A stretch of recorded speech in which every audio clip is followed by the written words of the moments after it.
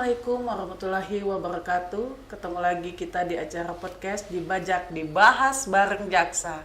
Kali ini kita kembali dengan bintang tamu kita yang udah pernah ada, Bapak Asisten Intelijen Kejaksaan Tinggi Jambi, Bapak Jupri SHMH. Ya. Apa kabar Pak? Assalamualaikum, Ketemu lagi kita Pak. Iya, kabar baik, alhamdulillah. Ketemu lagi saya. Iya. Kemarin tuh kita ada pembahasan ya nih Pak, pembahasan tentang KSB yang di COVID ya Pak ya? Iya, KSB itu kasih sosial budaya dan kemasyarakatan, termasuk salah satunya untuk mengurusi masalah pandemi COVID-19 ini. Di dunia sekarang ini kan lagi memang pandemi itu masih belum berakhir nih Pak. Iya, itu belum. Tugasnya intelijen di masa-masa pandemi ini apa nih Pak? Iya, masa COVID ini ya pertama kita sampaikan untuk tetap patuh protokol kesehatan pada masyarakat. Ya, alhamdulillah memang COVID ini sudah mulai melandai, khususnya di Jambi. Rata-rata sudah berkurang hampir 400% ya. Sekarang di angka belasan lah, paling tinggi 25 sekarang akhir-akhir ini, sudah 2 minggu terakhir ini, alhamdulillah. Tapi tetap jangan jangan lalai, kemudian kita jangan lengah. COVID masih ada di tengah-tengah kita. Nah, terkait dengan fungsi intelijen dalam penanganan COVID ini cukup banyak, di mana kita tergabung dalam Satuan Tugas COVID-19 di tingkat Provinsi Jambi. Dari bidang kita, dari KSB dan juga ada koordinator, itu selalu rutin melakukan pembahasan dengan tim Satuan Tugas. Itu setiap hari Senin dan hari Kamis. Setiap hari Senin itu sekitar jam 9 dan hari Kamis juga jam 9 itu rutin.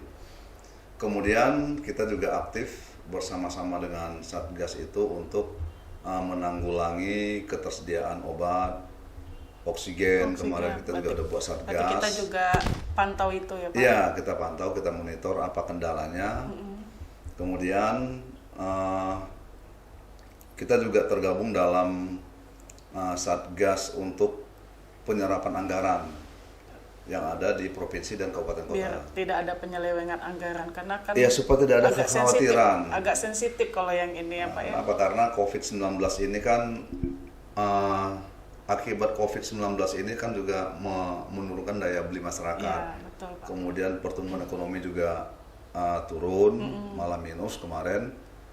Sehingga penyelesaian penanganan COVID ini juga harus dibarengi dengan pemulihan ekonomi nasional. Nah, Kejaksaan sudah ambil peran di sini, telah membentuk posko di seluruh kantor Kejaksaan Tinggi dan Kejaksaan Negeri yang ada di daerah. Fungsinya adalah untuk memberikan masukan, pendampingan kepada seluruh stakeholder, sehingga tidak ada kekhawatiran dan keraguan dalam penyerapan anggaran untuk percepatan penanganan COVID dan pemulihan ekonomi nasional ini. Oh, itu ya Pak, jadi masuk dalam tim Satgasnya itu? Iya, kita bentuk Satgas. Kemudian di tingkat provinsi kita juga masuk sebagai salah satu tim Satgas BTT namanya. BTT. Apa tuh Pak BTT Pak? Belanja tidak terduga. Kan struktur anggaran itu kan ada anggaran yang sudah dirinci untuk apa penggunaannya, sudah di breakdown, dan ada juga anggaran gelondongan yang namanya belanja tidak terduga. Nah, belanja gelondongan ini belum ada peruntukannya ini. Misalnya dianggarkan sekian miliar. Untuk apa? Misalnya belum tahu 100 miliar misalnya. Ini belum ada peruntukannya, tapi digunakan untuk kadang-kadang yang sangat emergensi. Iya, betul. Yang belum di-cover anggarannya di masing-masing SKPD atau OPD namanya kadang ya. OPD atau artinya organisasi perangkat daerah. Itu bakalan disebar ke daerah masing-masing tuh Pak? Nah, dana BTT ini ada di APBD provinsi dan juga ada di APBD kabupaten kota masing-masing. Nah, disinilah Kejaksaan beserta stakeholder yang lain, juga ada teman-teman dari kepolisian, dari Polda, memberikan masukan-masukan hukum ketika ada yang mau diadakan yang emergensi sifatnya, yang mau dikeluarkan gitu ya Pak? Iya, tapi belum tercover anggaran di OPD masing-masing. Nah, diambillah dari dana BTT ini. Nah, misalnya contohnya kemarin ketika di beberapa daerah di Provinsi Jambi akan melakukan penyekatan karena PPKM level 4, seperti di kota Jambi kan, Nah, tentu harus didukung dulu dengan memberikan jaring pengaman sosial, yaitu memberikan bantuan sembako kepada masyarakat yang terdampak. Iya. Nah, kemarin untuk di di Jambi, Pak. Jambi itu 50.000 paket kemarin. Di oper ke semua Iya, 30.000 paket untuk kota Jambi. kota Jambi. Kemudian 10.000 paket untuk di Kabupaten Merangin, kemudian di Kabupaten Tebo, saya nggak salah. Nah, itu diambil dari dana BTT yang ada di provinsi. Itu kan belum ada anggarannya Betul, sebelumnya, Pak. karena ini emergency. Nah, tim kita lah yang memberikan masukan bagaimana tata cara penggunaannya, pembelanjaannya, dan pertanggungjawabannya. Nah, begitu juga ketika kemarin COVID-19 lagi tinggi-tingginya, Iya, Pak. sehingga dibutuhkan oksigen untuk masyarakat yang sedang dilakukan perawatan. Itu tim ini juga Satgas berencana membeli isotank, jadi tangki oksigen, yang itu juga dibiayai dari dana BTT ini. Jadi masyarakat yang butuh oksigen bisa kesana. Iya, gitu, bisa langsung bisa dilayani ya, karena ketika COVID itu tinggi kemarin, itu oksigen itu sangat banyak dibutuhkan oleh masyarakat saudara kita yang membutuhkan oksigen ini. Begitu juga ketika dibutuhkan banyak misalnya isoter, Iya, Pak. tentu harus dilengkapi dengan sarana ya. Iya, betul. Nah, itu juga dibiayai dari BTT. Begitu juga ruang VVIP yang ada di Rumah Sakit Raden Matahir juga kemarin setelah sekian lama belum berfungsi, Sekarang kan itu kemudian akan dilengkapi seluruh sarananya di dalamnya, baik tempat tidur dan sebagainya. Itu juga dibiayai dari dana BTT ya, seperti itu. Misalnya uang yang tidak terduga itu memang udah jelas peruntukannya, karena ya itu lagi didampingi oleh kejaksaan itu. Iya. Tujuannya apa? Tujuannya supaya cepat pelaksanaannya di lapangan, cepat dieksekusi apa kebutuhan masyarakat ini. Apa yang harus dilakukan, apa yang mesti disiapkan. Nah, inilah fungsi dana BTT ini. Jadi fungsi kita bersama teman-teman dari kepolisian, dari inspektorat, kemudian dari Badan Keuangan Daerah dan sebagainya, untuk memberikan rasa aman dan nyaman, tidak ada lagi kekhawatiran dalam penyerapan anggaran untuk percepatan penanganan COVID dan pemulihan ekonomi nasional. Kalau untuk kita sendiri, kita pernah ini apa Pak? Apa kita pernah, kalau untuk kejaksaan sendiri ya Pak ya, apa kita ada juga kayak gitu Pak? Kalau itu kan lingkup umum Pak, kerjasama pendampingan gitu kan Pak. Kalau dari kejaksaan sendiri untuk COVID ini apa ada Pak? Misalnya dalam kita beri bantuan atau apa? Oh, kita akan harus berempati dengan masyarakat ya. Kemarin kejaksaan sudah bekerja sama dengan masyarakat lainnya, donatur, itu sudah beberapa kali memberikan bantuan berupa sembako ke masyarakat. Kemarin ada 10 ton beras ke sebagian masyarakat, disertai dengan ya teman-teman beras ini ya. Iya, Pak. Ya, ada mie instannya, sembakonya ada gitu sarden, ada gula dan sebagainya, teh. Kemudian juga di kejaksaan sendiri ya, kita di bidang pembinaan itu memang bisa melakukan refocusing atau melakukan revisi anggaran untuk penanganan COVID ini. Iya. Makanya kita kan juga dapat itu tiap bulan kan, dapat masker, ya itulah dapat untuk penanganan vitamin C pencegahannya kan, itu ya Pak, dapat ya? hand sanitizer kan, ya, itu dipakai hand sanitizer, jangan dipakai. Siapa? Maskernya juga harus dipakai nanti ya. Iya, siapa? Itulah berarti kan perlindungan hukumnya dalam bentuk penanganan intelijennya itu memang tercapai di situ semua ya Pak ya. Istilahnya memang pendampingannya itu memang jelas. Iya. Dari tadi untuk penanganan pembelanjaan yang belum diperuntukkan, didampingi biar terstruktur apa-apa yang butuh masyarakat, ditambah lagi bantuan-bantuan yang diberikan kejaksaan sendiri gitu. Iya. Jadi kita kan intelijen ini kan untuk melakukan upaya-upaya deteksi dini kan. Deteksi dini kira-kira apa yang akan terjadi terhadap di masyarakat atau apa yang akan terjadi di institusi kita ini. Nah, jadi tadi deteksi dini yang kita lakukan adalah memberikan pendampingan sehingga penyerapan anggaran tidak terkendala karena muncul rasa ketakutan atau kekhawatiran lah kita Ya, bilang, dari was-was dan masyarakat, kekhawatiran dalam penyerapan anggaran. Karena dia seperti dia Nica. COVID-19 dan pertumbuhan ekonomi nasional itu seperti mata uang yang tidak dapat dipisahkan ya. Karena apa? Karena COVID ini menurunkan daya beli masyarakat, menutup sektor-sektor kehidupan, produksi melemah, sehingga pemulihan ekonomi nasional itu susah. Nah, kemudian dengan dibentuk tim satgas atau satuan tugas ini, istilahnya direm COVID-nya, digas pemulihan ekonomi nasional. Jadi rem dan gas namanya. Jadi pemulihan ekonomi, penanganan COVID-nya dilaksanakan dengan baik sehingga tidak terjadi penularan yang meningkat dan bisa ditekan.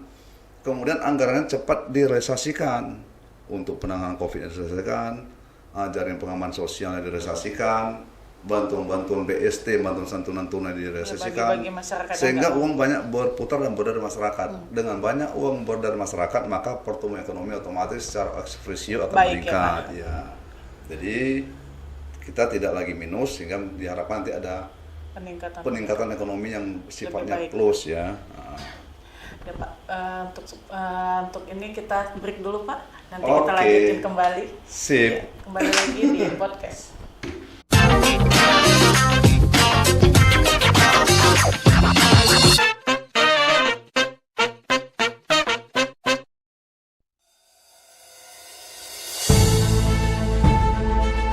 Saya juga meminta kepada kita semua untuk bijaksana dalam penggunaan media sosial sebagai salah satu contoh sarana untuk berkomunikasi. Perhatikan dan pelaksanaan dengan penuh rasa tanggung jawab dan penuh petunjuk, seperti tersantum di dalam surat saya nomor R41 tahun 2001. Seluruh pegawai wajib memperhatikan etika, adab, dan sopan santun dalam menggunakan media sosial. Cermati dan pahami setiap unggahan di dalam media sosial yang tidak mengandung hal-hal yang bersifat sara, radikalisme, kebohongan, berita palsu, menyerang pribadi orang lain, atau bertentangan dengan kebijakan institusi pemerintah. Tolong hindari memamerkan kemewahan atau hedonisme dalam kehidupan sehari kita di media sosial. Saya juga ingatkan sekali lagi untuk teman-teman, hindari bermain TikTok yang ujungnya adalah hedonisme.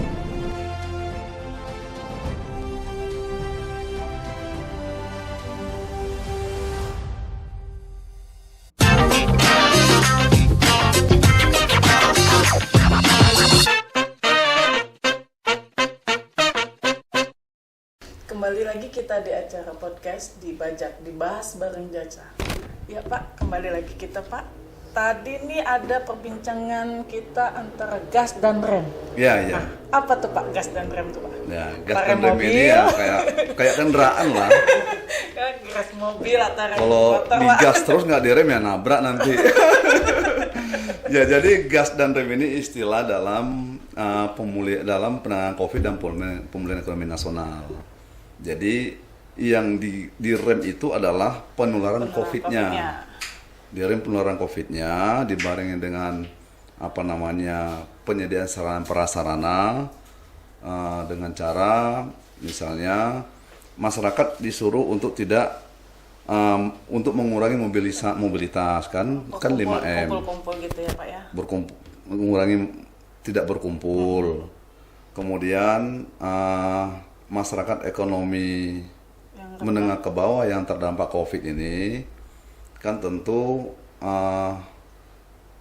pendapatannya pasti akan berkurang dan malah sekarang banyak yang susah kan. Betul Pak. Banyak yang susah. Makanya untuk mengurangi COVID ini, untuk ngerem COVID ini tentu 5M ini mesti diterapkan. Ya kan, menjaga jarak, mengurangi mobilitas, mencuci tangan, memakai masker, memakai hand sanitizer dan sebagainya. Dibarengi dengan pemberian bantuan BST dan sebagainya.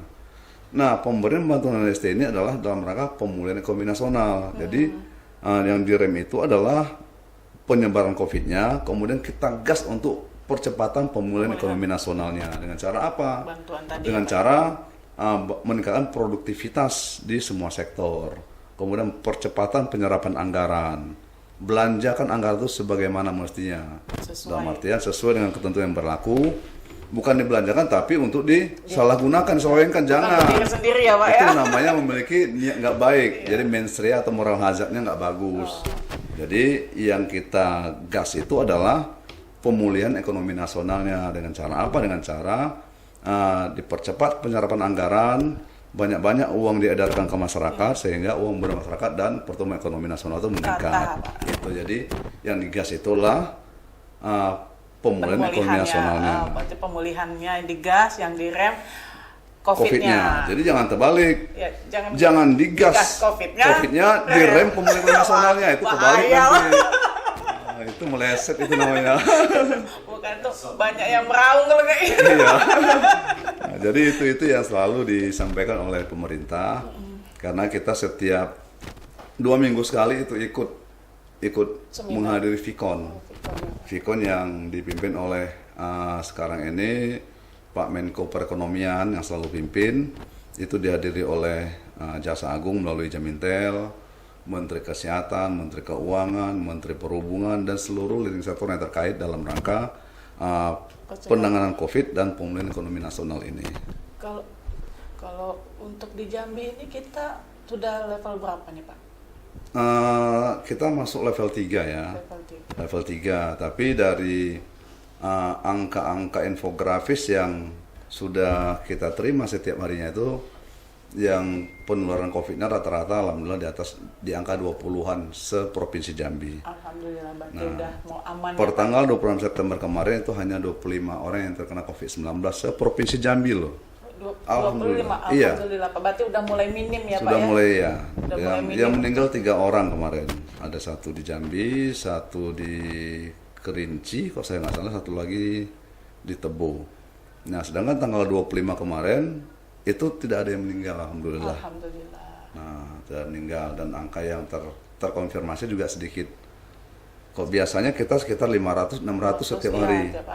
Nah, namun sekarang alhamdulillah, ya mudah-mudahan ini bisa bertahan dan mudah-mudahan mencapai level 2. Kita doakan semoga pandemi COVID ini cepat berakhir dari muka bumi ini, dari Indonesia dan khususnya di Jambi. Amin, Pak.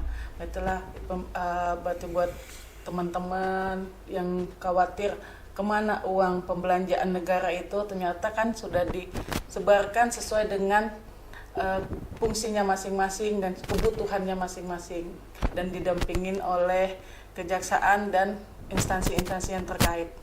Berarti lebih aman ya Pak ya? Lebih aman. Yang paling penting itu adalah jangan nanti ada lagi kita dengar kalimat atau bahasa, oh takut melaksanakan kegiatan, takut nanti diperiksa, takut dengan aparat penegak hukum atau APH. Itu tidak ada lagi. Tidak ada lagi ya. Kejaksaan bukan untuk menakut-nakuti, tapi adalah bukan untuk ditakutin, tapi kejaksaan adalah memberikan rasa aman, rasa damai, dan menghilangkan kekhawatiran dalam pelaksanaan pembangunan di negara Republik Indonesia ini.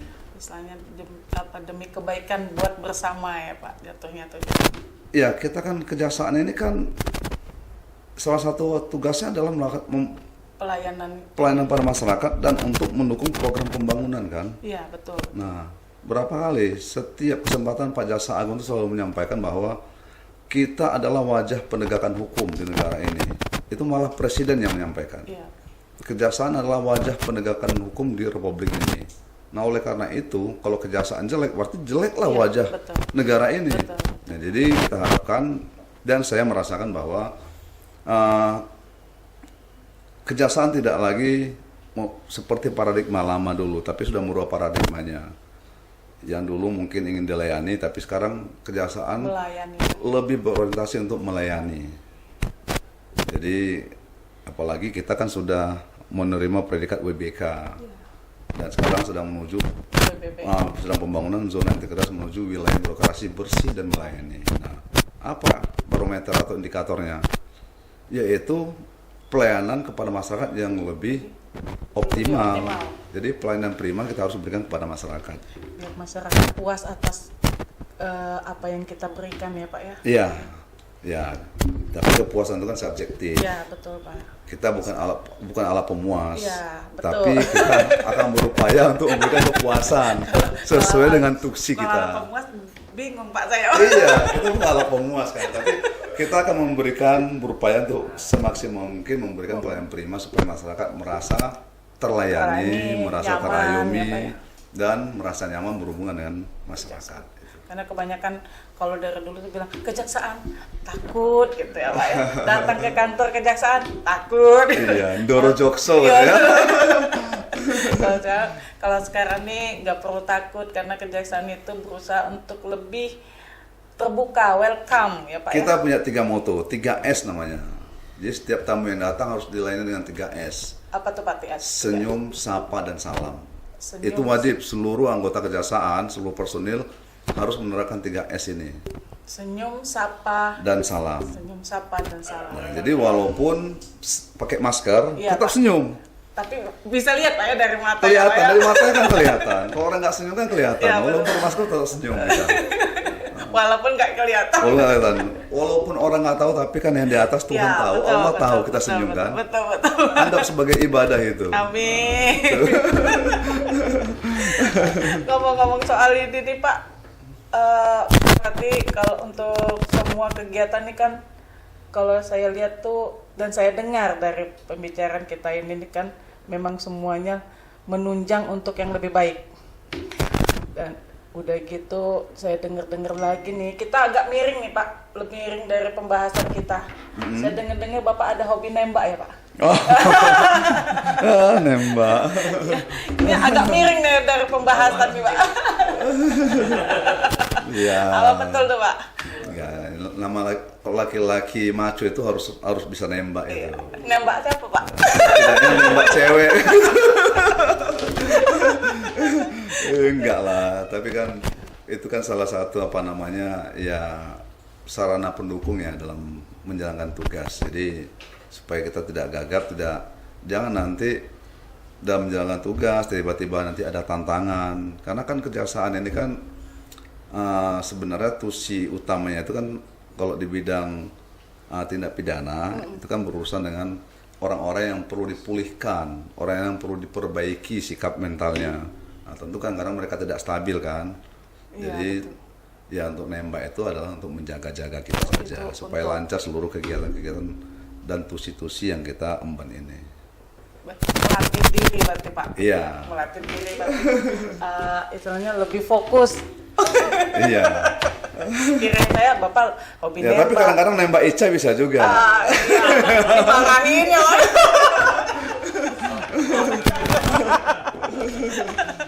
Iya Bapak, kalau senang sebenarnya nih nggak puas nih ngobrol sama Bapak nih, masih banyak lagi yang pengen saya tanyakan, cuman Iya, kayaknya iya. waktu kita nih Pak yang membatasi Pak. Nggak terasa ya, Ca ya? Iya, waktu Iya, kita memang kalau membatasi. bicara sama Ica ini nggak ada habisnya. Cuman saya grogi nih kayaknya sama Bapak nih. Tadi awal-awalnya grogi, sekarang nggak grogi lagi kan? Nanti kapan-kapan kita ngobrol lagi ya Pak ya. Oke, siap. Iya. Terima kasih untuk kedatangannya Pak. Sampai jumpa lagi di acara kita di podcast Dibajak Bareng Jaksa. Dibahas bareng Jaksa. Terima kasih.